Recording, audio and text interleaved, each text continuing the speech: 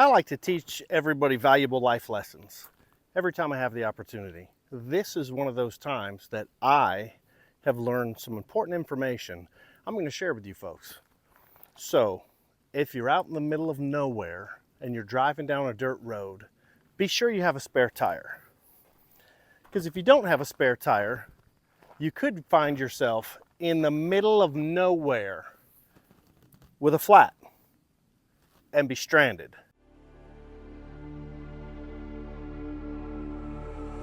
Stranded in the open, dried out tears of sorrow, lacking all emotion, staring down the barrel. But I don't have a spare, therefore I don't have a jack. So I have texted everybody I know in this area, about 15 people, over a dozen people. Can you believe that nobody has a GM truck with 6-lug bolt pattern, half-ton GM? Silverado, Sierra, Yukon, Tahoe, Escalade, Avalanche, anything. Anything with a 6-lug GM. Nobody's got one. So we're 3.5 hours from home. Carrie's 8 miles away down a dirt road, and I'm out here in the middle of nowhere off the Talamina Scenic Drive with no spare tire.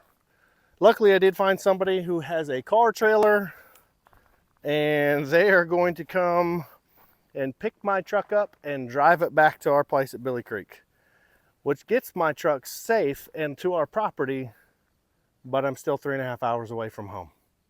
And I don't have a tire. Actually, I do. I do have a spare. It's at home, 3.5 hours away in Norman. But I'm here. And there's nobody here. Just me. And my Escalade. And I'm lacking a tire. Could be worse, right? It could be raining, it could be cold. It could be a miserably hot summer day, but instead it's in the 70s, it's beautiful out. So what I was doing is I was coming up here and I drove up the mountain to get to the Talamina Scenic Drive because there's this beautiful overlook.